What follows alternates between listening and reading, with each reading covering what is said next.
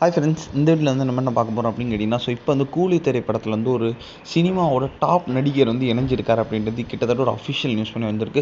So இது வந்து super star ஃபேன்ஸுக்கு வந்து செம்ம ஒரு ஹாப்பியான விஷயம். அதாவது லோகேஷ் கனகராஜ் இயக்கத்தில் நம்ம சூப்பர் ஸ்டார் ரஜினிகாந்த் நடிப்பில் உருவாகி இருக்க திரைப்படம் பார்த்தா கூலி. ஸோ இந்த திரைப்படம் வந்து பிரம்மாண்டம் வந்து நம்ம சன் பிக்சர்ஸ் தான் தயாரிச்சிருக்காங்க. ஸோ இசையமைப்பாளர் நம்மளோட அனிருத் தான். செம்ம பெரிய எதிர்பார்ப்பில் இங்கே இந்த திரைப்படம் வந்து இந்த திரைப்படத்தில் ஸ்ருதிகாசன் மற்றும் சத்யராஜ் வந்து ஆல்ரெடி இணைஞ்சிட்டாங்க. ஸோ அதுக்கப்புறம் வந்து இவங்களோட கதாபாத்திரம் வந்து ரொம்பவே முக்கியம். அண்ட் அவங்க 2 பேரோட ஷூட்டிங் ஸ்டார்ட் ஆயிடுச்சு அப்படின்ட்டு வந்து அப்டேட்லாம் வந்துச்சு. இந்த திரைப்படத்தை படப்பிடிப்பு வந்து ஆந்திராவில் வந்து இப்போ வந்து நடைபெற்றுருக்கு அப்படின்னு சொல்கிறாங்க.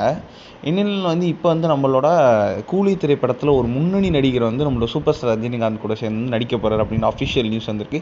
அதாவது கன்னட திரையுலகில் கொண்டாட போகிற நடிகர் உபேந்திரா தான் இந்த திரைப்படத்தில் வந்து நம்மளோட சூப்பர் ஸ்டார் ரஜினிகாந்த் கூட சேர்ந்து வந்து நடிக்க போகிறார் அப்படின்ட்டு வந்து நியூஸ் வந்திருக்குங்க.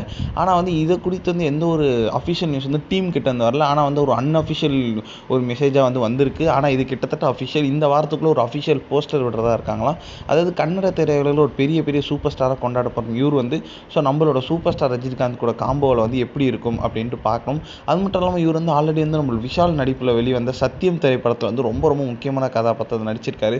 ஸோ ரொம்ப வருஷம் கழிச்சு வந்து நம்மளோட சூப்பர் ஸ்டார் ரஜினிகாந்த் கூட வந்து கூலியில் நடிக்க போகிறாரு அப்படின்றது செம்ம பெரிய ஒரு அப்டேட்டாக இருக்குது.